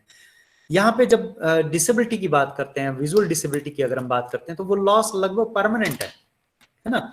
जब परमानेंट लॉस है तो हम इमेजिन कर सकते हैं कि भी वो कितनी बड़ी सिक्योरिटी को थ्रेट महसूस हो रही होगी जिसको विजुअल इंपेयरमेंट हुआ है ना। तो ये लाइट सिक्योरिटी का लॉस कहीं ना कहीं होता है। तो बेसिक लॉसेस हैं साइकोलॉजिकल सिक्योरिटी के। फिर जैसे लॉस इन बेसिक स्किल्स हमारी, चाहे वो फिजिकल डिसेबिलिटी हो, चाहे विजुअल इंपेयरमेंट हो, है ना, तो उस ऐसे में खासकर जो लोकोमोटर या फिर विजुअल डिसेबिलिटी में मोबिलिटी की जो है बड़ा इशू आ जाता है कि भाई हम कैसे या इंडिपेंडेंटली कैसे मूव करें। Losses of techniques of daily living, जो डेली लिविंग की जो टेक्निक्स हैं कहीं ना कहीं डिसेबिलिटी की वजह से उसके ऊपर एक प्रभाव पड़ने लगता है। तो बेसिक स्किल्स का लॉस होता है। लॉस इन कम्युनिकेशन, जो चाहे वो रिटन कम्युनिकेशन है, स्पोकन कम्युनिकेशन है, ये लॉसेस कहीं ना कहीं होने लगते हैं। या जैसा कि मैंने उदाहरण दिया था कि अगर मैं कोई बात को गोपनीय तरीके से बताना चाहता हूं, तो अब क्योंकि मैं देख नहीं पा रहा हूं, जैसे विजन इंपेयरमेंट के में अगर हम देखें, तो क्योंकि मैं देख नहीं पा रहा हूं, तो इसीलिए अब मैं उस इंक प्रिंट में पेन के साथ कुछ लिख नहीं पा रहा हूं, और लिख भी पा रहा हूं तो मुझे मैं इंश्योर्ड नहीं हूं कि वो उतनी गोपनीयता के साथ किसी को मिलेगा, जिसको मैं देना चाहता हूं उसको मिलेगा या नहीं, है ना। या किसी ने मुझे कोई गोपनीय बात लिख के दी है, तो हम नहीं जानते कि भी वो इंफॉर्मेशन जिससे हम पढ़वा रहे हैं वो उस चीज को ठीक पढ़ रहा है या नहीं। तो ये जो कम्युनिकेशन है इसका एक बड़ा नुकसान होने लगता है। एप्रिसिएशन, प्लेजर एंड ब्यूटी का जो एप्रिसिएशन है विजुअल इंपेयरमेंट के अंदर, खासकर अगर ब्लाइंडनेस की बात करें, तो उसमें जो appreciation of pleasure and beautiful का जो एप्रिसिएशन है उसका लॉस, यानी कि हम सुंदरता को का बखान या सुंदरता को हम की अनुभूति जो है वो जो विजुअल परसेप्शन से होती थी वो अब नहीं कर पा रहे हैं। तो वो एक मेजर लॉस कहीं ना कहीं देखने को मिलता है। फाइनेंशियल स्टेटस, कोई भी डिसेबिलिटी आती है तो वो हमारी समस्या को ऐड नहीं करती बल्कि मल्टीप्लाई कर देती है, यानी कि कई गुना उसका प्रभाव देखने को मिलता है। वो हमारे फाइनेंशियल सिक्योरिटी के ऊपर थ्रेट बनने लगता है, यानी कि मे बी अब डिसेबिलिटी की वजह से जो इलनेस प्रोननेस जो है, यानी कि रोग ग्रसित होने की जो फ्रीक्वेंसी है वो कई बार बहुत सारे केसेस में बढ़ जाती है ना। जैसे अभी इन दिनों हम देख रहे हैं कोविड की जो कंडीशन है, ऐसे में चाहे ब्लाइंडनेस हो चाहे वो अदर डिसेबिलिटी हो जिसमें कि एस्कॉर्ट की जरूरत पड़ती है, तो ऐसे में जहाँ पे फिजिकल टच और जो सोशल डिस्टेंसिंग की हम बात कर रहे हैं वहां पे वो चीजें हैम्पर, या तो लोग जो है फिजिकल डिस्टेंसिंग की वजह से हमें अब पर्सन विद डिसेबिलिटी की केयर नहीं कर पा रहे हैं, या फिर अगर वो केयर कर रहे हैं तो वो जो कोविड का थ्रेट है या इस तरह के इन्फेक्शन का जो थ्रेट है वो कहीं ना कहीं बढ़ रहा है। तो ऐसे में या फिर जैसे डिसेबिलिटी हो गई तो अगर मुझे पढ़ना है या कोई जॉब करना है तो उसके लिए मुझे स्पेशल असिस्टिव टेक्नोलॉजी चाहिए, डिवाइसेस चाहिए। जो कंप्यूटर जो है साधारण कंप्यूटर 30-35 हजार में आ जाता है, उसी में अगर मुझे एक जॉज के साथ कंप्यूटर चाहिए तो वो शायद 1 लाख के आसपास पड़ेगा। तो इस तरह से यानी पर्सन विद जिसको डिसेबिलिटी नहीं है उसके लिए फाइनेंशियल कोई बर्डन नहीं आया, लेकिन पर्सन विद डिसेबिलिटी के लिए उसको मोबिलिटी एड भी चाहिए, उसको रिक्रिएशनल एड भी चाहिए, उसको अदर एजुकेशनल एड भी चाहिए। इन सब में खर्च करना पड़ता है। ट्रांसपोर्टेशन में एस्कॉर्ट चाहिए, है ना। तो इन सब में खर्च पड़ता है और फाइनेंशियल जो कंडीशंस है वो कहीं ना कहीं वर्स्ट होने लगती हैं। फिर अगर हम देखें तो इन लॉसेस की वजह से, डिसेबिलिटी की वजह से कहीं ना कहीं एक पूरी पर्सनालिटी जो है वो उसका एक ऑर्गेनाइजेशन जो है वो कहीं ना कहीं डगमगाने लगता है। पर्सनल इंडिपेंडेंस का लॉस या सोशल एडिकेसी का लॉस, कि भाई जैसे इवन जब हम कहीं पे होते हैं, शादी ब्याह में जा रहे हैं तो वहां पे जैसे खाना खा रहे हैं तो वहां पे जैसे खाना खा रहे हैं तो अक्सर हम जो है उस साफ सफाई या उस संतुलन के साथ खाने की कोशिश करते हैं, लेकिन कई डिसेबलिंग जो कंडीशन है उसमें हमें उस कि भी वो चीज खाना गिरे नहीं, है ना, वो सावधानी से हम खाएं, उतने एडिकेसी के साथ उसको खाएं, है ना, उस काम को करें, वो सारी चीजें, वो सारी सिक्योरिटी जो है कहीं ना कहीं भंग होने लगती है। जो सेल्फ एस्टीम है, सेल्फ एस्टीम का जो लॉस, ये सारी चीजें अगर होंगी तो नेचुरली है कि भी हमारा जो सेल्फ कॉन्फिडेंस है, सेल्फ एस्टीम है, वो कहीं ना कहीं गिरने लगता है। और इस तरीके से हम देखते हैं कि भी पूरा जो टोटल पर्सनालिटी ऑर्गेनाइजेशन है वो कहीं ना कहीं डगमगा जाता है। तो खैर ये फादर कैरोल का एक कॉन्सेप्ट रहा। तो यानी कि हम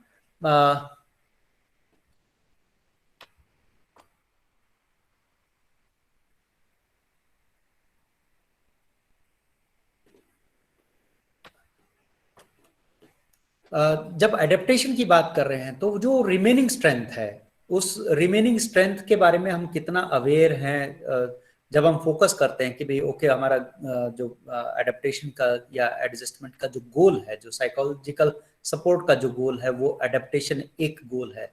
और वो एडेप्टेशन तब हम समझ सकते हैं जब हम जो हमने अभी ये 20 लॉसेस की बात करी, जैसे उसमें वो उसको रियलाइज करते हुए और कैसे हम जो रिमेनिंग जो स्ट्रेंथ हमारे पास बची है ना, और क्या अवसर हो सकते हैं, क्या स्ट्रेंथ हो सकती है, इन पे जब हम फोकस करते हैं या फोकस दिलवाते हैं, है ना, अटेंशन पे करते हैं या अटेंशन पे करवाते हैं, तो जो है रिमेनिंग स्ट्रेंथ पे हम फोकस करके जो फंक्शनल लिमिटेशन है उसको कैसे हम कम कर सकते हैं। तो ये एडेप्टेशन का एक मेन गोल है। फिर एडजस्टमेंट की अगर हम बात करें तो ये एक लॉन्ग टर्म प्रोसेस है और ये एक सतत प्रक्रिया है। यानी कि ऐसा नहीं है कि भी 3 महीने की एडजस्टमेंट ट्रेनिंग करने के बाद जो है वो पूरी तरह से एडजस्ट हो गया है ना, लेकिन क्योंकि जो जिन कंडीशन में आज हम एडजस्ट हैं, हो सकता है कि कल दूसरी कंडीशन, नई कंडीशन जो है वो हमारे लिए माल एडजस्टमेंट इंडिकेट करती हो। जैसे एक उदाहरण के तौर पे अगर हम कहें कि भी असिस्टिव टेक्नोलॉजी और डिवाइसेस की मदद से हो सकता है कि हमने एजुकेशन, यानी कि लो विजन एड अगर हम लिया हमने, और लो विजन एड की वजह बदौलत या फिर जॉज सॉफ्टवेयर की मदद से हमने कंप्यूटर पे काम करना, अपने एजुकेशनल जो कैपेबिलिटीज हैं, एबिलिटीज हैं, उसको स्ट्रेंथन करने में तो हमें मदद मिल गई, हम उसके साथ अडेप्ट कर गए, एडजस्ट कर गए। लेकिन मान लीजिए कि भाई दूसरा एक चैलेंज कोई आता है, जैसे कि रिक्रिएशनल या सब स्पोर्ट्स की कोई बात आती है, तो वहां पे हमारे लिए एक नया चैलेंज खड़ा हो जाता है। तो अगेन हम उस जो कंडीशन है, नई फेज है, नया जो कंडीशन है, उसके साथ भी कैसे हम साइकोसोशली अडेप्ट कर पाएंगे, एडजस्ट कर पाएंगे, वो इसीलिए, यानी कि एक स्थिति में हम एडजस्टेड हैं तो दूसरी स्थिति में हो सकता है कि माल एडजस्टेड हो, और हमें इसीलिए एडजस्टमेंट की जो है सतत एक प्रोसेस की जरूरत पड़ती है। और ये जो एडजस्टमेंट है ये इन बातों से दिखाई देता है, इससे हम मेजर करते हैं कि भी जो साइकोलॉजिकल इक्विलिब्रियम है वो कितना मेंटेन हो पाया, यानी कि जो व्यक्ति है वो सोसाइटी के अंदर या अपने कामकाज में वो कितना एक संतुलन बना पाया है ना। तो उस संतुलन से हम असेस कर सकते हैं कि भी ओके कोई कितना एडजस्ट हो पाया है या नहीं हो पाया है। फिर अचीविंग स्टेट ऑफ री इंटीग्रेशन, जैसे कि मैंने बात कही कि बाकी और जो रिमेनिंग सेंसेस हैं या जो रिमेनिंग स्ट्रेंथ है, उस रिमेनिंग सेंसेस और स्ट्रेंथ, उस शक्तियों पे हम कितना उनको वापस से रीस्टोर कर पाए, उसको रीगेन कर पाए या री इंटीग्रेट कर पाए, उससे वो भी हमें बताती है कि भी हम कितना एडजस्ट हैं या नहीं है। फिर positively striving for to reach life goals, जो हमने अपने लिए लक्ष्य निर्धारित किए हैं, कोई जो है आईएएस बनना चाहता है, कोई आईपीएस बनना चाहता है, कोई और उस तरह के लक्ष्य रखता है है ना, चाहे वो एजुकेशनल हो, वोकेशनल गोल्स हो, या लाइफ के कोई और जो गोल उसने निर्धारित किए हैं, प्री डिसेबिलिटी या डिसेबिलिटी के दौरान हमने जो अपने लिए गोल निर्धारित किए हैं, उन गोल्स के लिए, उन लक्ष्यों के लिए हम कितना पॉजिटिवली मेहनत कर रहे हैं, ये भी जो है हमारे एडजस्टमेंट को दर्शाता है। फिर जो पॉजिटिव सेल्फ एस्टीम है, सेल्फ कॉन्सेप्ट है या सेल्फ रिगार्ड है, ये कितना है, ये जितना पॉजिटिव होगा वो उतना ही हमें हमारे एडजस्टमेंट को दर्शाएगा। फिर positive attitude towards one self, others and the disability, यानी कि स्वयं के प्रति एक पॉजिटिव एटीट्यूड, अपनी दिव्यांगता, अपनी विकलांगता के प्रति एक पॉजिटिव एटीट्यूड, और अन्य लोगों के अपने समाज या जहां पे हम रह रहे हैं उस समाज के प्रति हम कितना कोऑपरेटिव और एक पॉजिटिव एटीट्यूड रखते हैं, ये हमारे एडजस्टमेंट के ऊपर निर्भर करता है, और इवन हमारे लेवल ऑफ एडजस्टमेंट को भी दर्शाता है। हालांकि बहुत सारी थ्योरीज भी हैं इसमें एडजस्टमेंट की, और मैं समझता हूँ कि समय भी कम पड़ रहा है, तो विकास जी मैं समझता हूँ कि यहाँ पे हम लोग इसको क्या वाइंड अप करें।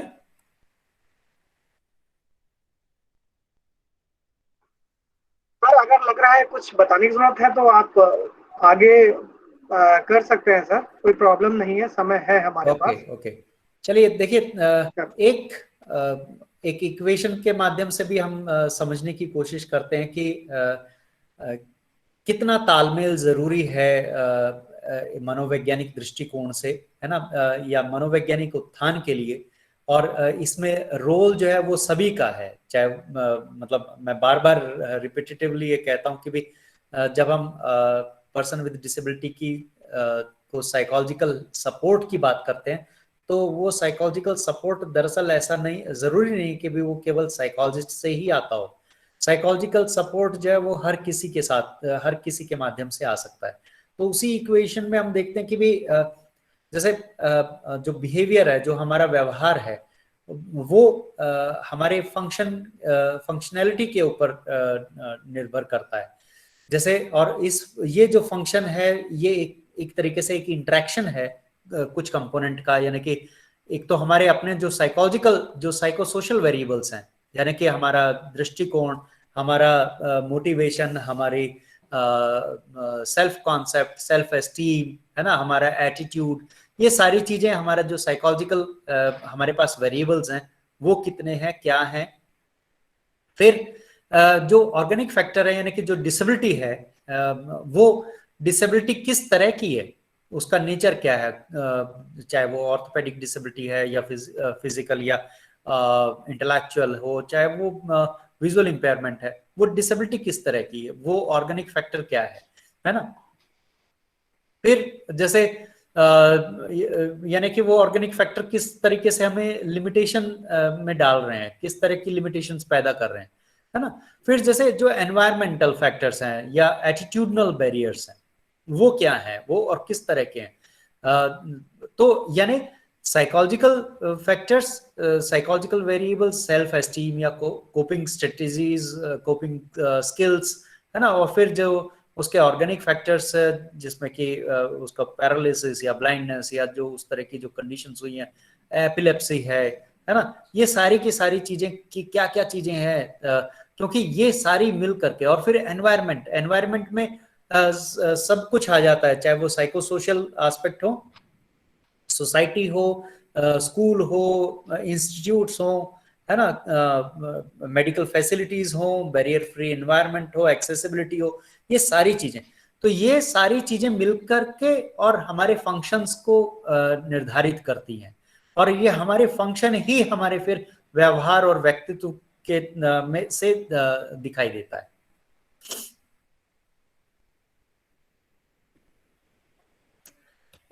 अगर हम इकोलॉजिकल मॉडल की से इसको समझने की कोशिश करें, इस जैसे डिसेबिलिटी के एस्पेक्ट्स को, तो ये जैसे नेचर ऑफ डिसेबिलिटी, कि डिसेबिलिटी का प्रकार क्या है, जैसे कि वो डिसेबिलिटी कब हुई।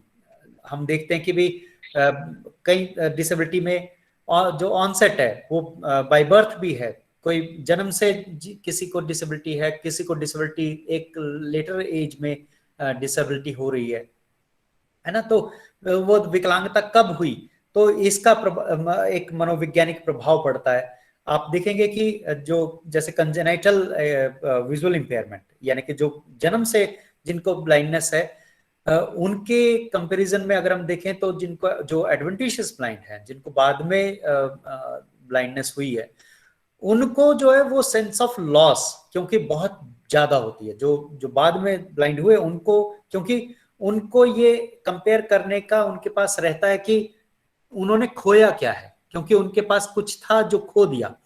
तो ये जो खोने का एहसास है, ये एडवेंटिशियस जो डिसेबिलिटीज हैं उसमें बहुत ज्यादा होता है। तो इसीलिए एडवेंटिशियस डिसेबिलिटी के अंदर इमीडिएट जो शॉक और जो डिस्ट्रेस है वो बहुत बड़ा होता है कंपेयर टू कंजेनाइटल जो कंडीशंस है, ऑनसेट ऑफ डिसेबिलिटी है। क्योंकि जो कंजेनाइटल कंडीशंस हैं उसमें अक्सर हम एनवायरनमेंट से इनपुट लेकर के और तब महसूस करते हैं कि कुछ गया है, यानी कि तब हम ये महसूस करते हैं कि शायद हम दूसरों से कुछ अलग हैं, है ना। तो लेकिन जो एडवेंटिशियस जो डिसेबिलिटी होती है उसमें ये सेंस ऑफ लॉस क्योंकि बड़ी होती है, ज्यादा होती है, और वो कहीं ना कहीं घातक होती है। तो उस वजह से जो साइकोलॉजिकल डिस्ट्रेस है वो ऑन एडवेंटिशियस जो डिसेबिलिटी कंडीशन है उसमें ज्यादा होता है। फिर टाइप ऑफ ऑनसेट कि वो धीरे धीरे डिसेबिलिटी हुई या एकदम से डिसेबिलिटी हुई, है ना। तो अक्सर देखते हैं कि जो अचानक से जो डिसेबिलिटी होती है तो उसमें क्योंकि व्यक्ति को उस डिसेबिलिटी की जो कंडीशन है उसके साथ एकोमोडेट एडजस्ट करने का समय नहीं मिल पाता है, तो इसीलिए उसके लिए वो ज्यादा शॉकिंग होती है और ज्यादा डिस्ट्रेसिंग होती है। इंसीडियस जो ऑनसेट है, यानी कि जिनको धीरे धीरे कोई डिसेबिलिटी हो रही है किसी इलनेस की वजह से या कोई ऐसी प्रोग्रेसिव कंडीशंस की वजह से, तो उनमें हम देखते हैं कि जो डिस्ट्रेस है, क्योंकि वो धीरे धीरे उस कंडीशन के साथ अवेयर होते जाते हैं और वो अपनी उस कंडीशन को एक्सेप्ट करने का उनके पास अवसर मिल जाता है। तो जो टाइप ऑफ ऑनसेट है उसमें जो इंसीडियस ऑनसेट है उनमें कम डिस्ट्रेस साइकोलॉजिकल डिस्टर्बेंसेस देखने को मिलती है कंपेयर टू जिनको सडन जो ऑनसेट है या अब्रप्ट ऑनसेट है, उनको ये जो शॉक है वो ज्यादा बड़ा होता है। फिर सीवियरिटी, यानी कि किसी को अगर कोई कम मात्रा में कोई डिसेबलिंग कंडीशन हुई उसको शायद कम डिस्ट्रेस होता है, लेकिन जिसको सीवियर डिसेबिलिटी हुई है ना, उसके लिए वो ज्यादा डिस्ट्रेसिंग है। फिर स्टेबिलिटी कि भाई वो जो कंडीशन है डिसेबिलिटी की इम्प्रूविंग है, स्टैटिक है या डिटेरियोरेटिंग है ना, ये चीजें भी प्रभाव डालती हैं हमारे जो साइकोलॉजिकल वेलबींग के ऊपर। फिर जो व्यक्ति है जिसको डिसेबिलिटी हुई है उसके जो अपने कैरेक्टरिस्टिक्स हैं, वो उसका जो अपना व्यक्तित्व है, जो उसकी चाहे वो ईगो हो, चाहे वो उसके पर्सनालिटी के अदर वेरिएबल्स हों, उसका इंटेलिजेंस हो, प्रॉब्लम सॉल्विंग एबिलिटीज हों, है ना, पास्ट के एक्सपीरियंसेस से सीखने की जो क्षमताएं हैं, या जो उसके इंटरेस्ट हैं, जो वैल्यू हैं, जो जीवन के गोल हैं, है ना, वो कैसे हैं, ये भी प्रभाव डालते हैं कि भाई कितना उन चीजों का प्रभाव पड़ेगा किसी के मनोवैज्ञानिक दृष्टिकोण के ऊपर, मनोविज्ञान के ऊपर। फिर जो एनवायरमेंटल इन्फ्लुएंसेस हैं वो भी अपना रोल प्ले करते हैं। फैमिली की एक्सेप्टेंस एंड सपोर्ट कैसी है, परिवार उस डिसेबिलिटी के बारे में क्या समझता है, क्या सोचता है ना, तो उसका और कितना वो सपोर्ट करता है। कई बार ओवर प्रोटेक्शन और कई बार नेग्लिजेंस जो है, दोनों ही स्थिति में जो है व्यक्ति के लिए, पर्सन विद डिसेबिलिटी के लिए स्थिति जो है घातक हो सकती है। फिर जो फैमिली इनकम है, फाइनेंशियल जो स्टेटस है, कंडीशंस हैं, वो फिर अवेलेबल जो कम्युनिटी रिसोर्सेज हैं वो कैसे हैं, सोशल सपोर्ट सिस्टम कैसा है, इंस्टीट्यूशनलाइजेशन कैसा है ना, ये सारी की सारी चीजें, तमाम चीजें जो इकोलॉजी जो है, यानी कि जो बैलेंस है या जो समस्थितिक जो संतुलन है उसके ऊपर प्रभाव डालते हैं, या मेंटल वेलबींग के ऊपर प्रभाव डालते हैं पर्सन विद डिसेबिलिटीज के। तो विकास जी, मैं फिलहाल अपनी वाणी को यहाँ पे मैं विराम दूंगा। यदि किसी के कोई प्रश्न हो तो डेफिनेटली मैं प्रश्न लेता हूँ। धन्यवाद आपका। एक दो प्रश्न आए हैं हमारे पास सर। एक तो ये है कि सर ये जो लिमिटेशंस हैं, जो डिसेबल्ड पर्सन के लिए लिमिटेशंस हैं, इन लिमिटेशंस को ओवरकम कैसे किया जाए? हाँ, इसीलिए बिल्कुल एक वाजिब और बड़ा इम्पोर्टेंट क्वेश्चन है ये, है ना। तो मैं बार बार एक बात कह रहा हूँ कि जो लिमिटेशंस हैं उसको ओवरकम करने के लिए साइकोलॉजिस्ट की आवश्यकता नहीं है ना। तो यानी जो ये जो लिमिटेशंस हैं इनको ओवरकम करने के लिए एक कंबाइन और एक टीम एफर्ट की जरूरत होती है। यानी कि जो लिमिटेशन, पहली बात तो उन लिमिटेशन को समझा जाए कि भाई वो लिमिटेशन क्या है। जब हम लिमिटेशन को समझ पाएंगे तभी हम अल्टरनेट को ढूंढ पाएंगे। तो ऐसे में जो ग्रुप अप्रोच है, टीम अप्रोच है, special education, advocacy, policy making, psychology, ये सारे के सारे, यानी कि जो इवन असिस्टिव टेक्नोलॉजी, ये सारी की सारी चीजें जब मिलकर के काम करती हैं तो वो जो लिमिटेशन का जो अल्टरनेट है वो कहीं ना कहीं मिल पाता है। तो इसीलिए ऐसा नहीं है कि भाई ये इसके लिए कोई स्पेसिफिक कोई साइकोथेरेप्यूटिक हेल्प की जरूरत है, यानी कि कोई विशेष प्रकार की कोई मनोवैज्ञानिक या मनोचिकित्सा की आवश्यकता है ना, क्योंकि ये मानसिक स्थिति नहीं है ना, ये मेंटल कंडीशन नहीं है। ऐसा नहीं है कि भाई मानसिक रोग है ये, है ना, लेकिन ये हमारे आत्मबल, आत्मसम्मान, हमारे कार्य करने की जो क्षमता है उनके ऊपर प्रभाव डाल रहा है। और इस प्रभाव की वजह से हम ऐसा महसूस कर रहे हैं कि शायद मैं किसी काम को करने लायक हूं या नहीं हूं, है ना।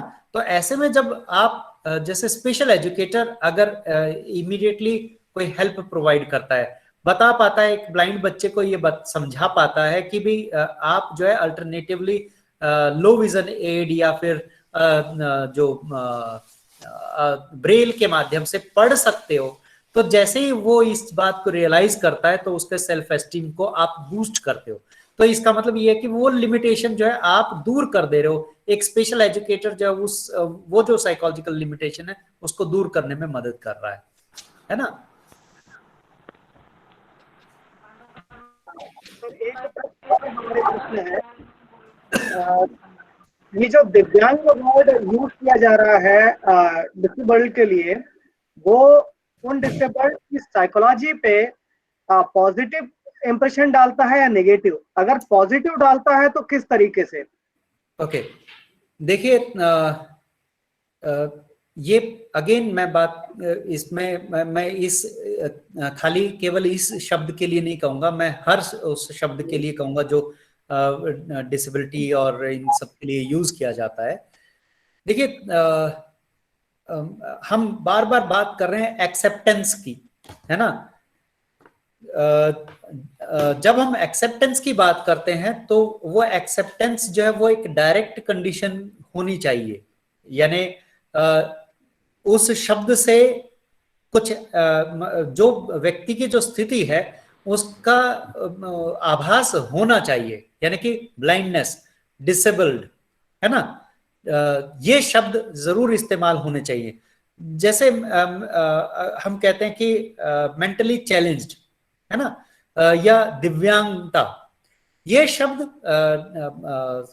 सोशियो पॉलिटिकली मैं इस पे डिबेट नहीं करना चाहूंगा, लेकिन जब अगर मैं एज ए प्रोफेशनल इस पे बात करता हूं तो मैं कहूंगा कि भाई क्योंकि दिव्यांग शब्द जो है वो डिसेबिलिटी को इंडिकेट नहीं करता है, तो इसीलिए इस शब्द को इस तरीके से शायद हमें इस्तेमाल नहीं करना चाहिए, क्योंकि ये डेफिनेटली एक मन को बूस्ट करने के लिए ये शब्द इस्तेमाल हो सकता है। जिन्होंने इस शब्द का को कॉइन किया है वो मेंटल जो मेंटेलिटी या एटीट्यूड को बूस्ट करने के लिए शब्द का इस्तेमाल हुआ है निश्चित रूप से।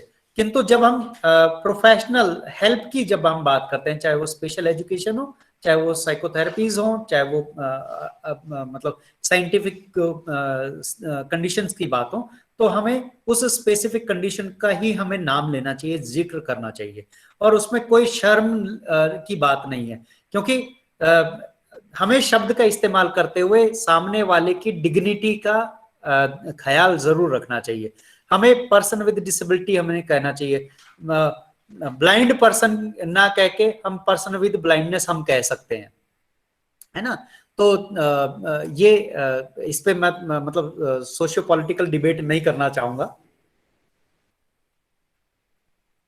सर, आपके द्वारा आज जो हमारा विषय था उस पर एक सटीक और बड़े सहज तरीके से उस विषय पर अपनी बात रखी गई, अपने अनुभव भी साझा किए।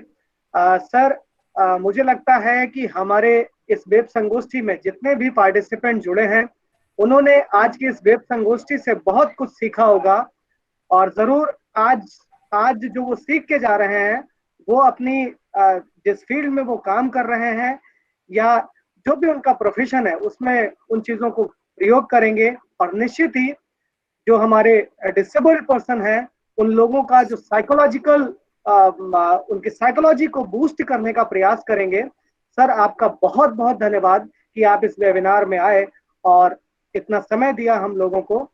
सर, मैं हमारे साथ में श्री नागेश पांडे जी, लेक्चरर सीआरसी लखनऊ, मैं आग्रह करूंगा कि वो धन्यवाद ज्ञापन देने के लिए आए और आप सभी का धन्यवाद करें। नागेश पांडे सर।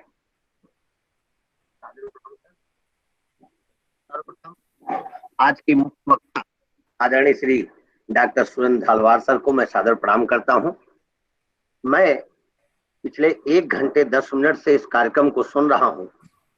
जिन साइकोसोशियल इम्प्लीकेशन की बात हम लोग कर रहे थे उसको इतनी धरातलीय भाव से और इतने सहज शब्दों के चयन द्वारा विशेष आवश्यकता वाले दिव्यांगजनों के संदर्भ को संदर्भित करते हुए विशेष शिक्षकों तक पहुंचाने की कला अगर सचमुच में किसी में है तो आदरणीय श्री सुरेंद्र धालवार सर में है। आज आपने शब्दों की वह गहराई और सहजता दोनों को रखा। मैं चैट बॉक्स बराबर देख रहा था, जितने भी हमारे पार्टिसिपेंट्स हैं सभी ने भूर भूर प्रशंसा की है आपके द्वारा शब्द चयन और आपके द्वारा आज की जानकारी हमारे बीच रखी गई। तो मैं धन्यवाद के क्रम में सर्वप्रथम धन्यवाद ज्ञापित करता हूं सीआरसी लखनऊ के निदेशक श्री रमेश पांडे सर का, जिनके आशीर्वचन से इस कार्यक्रम को हम आयोजित कर सके। मैं धन्यवाद ज्ञापित करता हूं आज के मुख्य वक्ता और एक तेज स्वरूप और ज्ञानमय आज प्रस्तुति देने वाले आदरणीय डॉक्टर सुरेंद्र धालवार सर का, जिन्होंने न केवल अपना बहुमूल्य समय दिया अपितु अपने ज्ञान पुंजों से निकले हुए तथ्यों को, निष्कर्षों को आज हमारे बीच रखा। सीआरसी लखनऊ सदा ऋणी रहेगा सर, आपका भूर भूर बहुत बहुत धन्यवाद है सर। आज के लिए मैं धन्यवाद की कड़ी में धन्यवाद ज्ञापित करता हूं उन सभी प्रतिभागियों का जिनके हेतु, जिनके विद्वत स्थिति को विद्वत्ता में परिवर्तन के लिए सीआरसी लखनऊ सदा कैपेसिटी बिल्डिंग के लिए इन कार्यक्रमों का आयोजन करता रहा है। ऐसे आज हमसे जुड़े हुए 150 से अधिक प्रतिभागियों को, जो न केवल हमारे ज्ञान पुंज के वो सभी पुलकित पुष्प हैं बल्कि वो हमारी ऊर्जा का स्रोत है। मैं धन्यवाद ज्ञापित करता हूँ आज के इस कार्यक्रम में कोऑर्डिनेटर की भूमिका में आदरणीय श्री मुकेश कुमार सर, श्री अमित कुमार सर, और इस कार्यक्रम के रूप को एक स्वरूप प्रदान करने वाले आदरणीय श्री विकास मिश्रा सर। मैं धन्यवाद ज्ञापित करता हूं इस कार्यक्रम में टेक्निकल सपोर्ट दे रहे श्री सुमित भाई जी का, जिनके अथक प्रयासों से ही इस कार्यक्रम को हम रूप दे सकते हैं। तथा मैं धन्यवाद ज्ञापित करता हूं सीआरसी लखनऊ के उन सभी अधिकारी कर्मचारी गण का जो प्रत्यक्ष और अप्रत्यक्ष रूप से इस कार्यक्रम में अपनी सहभागिता देते हुए इस कार्यक्रम को दृष्टिगत पहुंचाने में हमारी मदद किए। तो मैं इस कार्यक्रम के अंतिम कड़ी में पुनः धन्यवाद ज्ञापित करता हूं आदरणीय श्री डॉक्टर धालवार सर को, जिनकी दिव्य वाणी को आज हमें सुनने को मिला और हमारे सभी श्रोताओं को आपका एक उद्बोधन मिला। सादर प्रणाम सर। सभी लोगों को बहुत बहुत धन्यवाद। सभी लेफ्ट कर सकते हैं। सादर प्रणाम।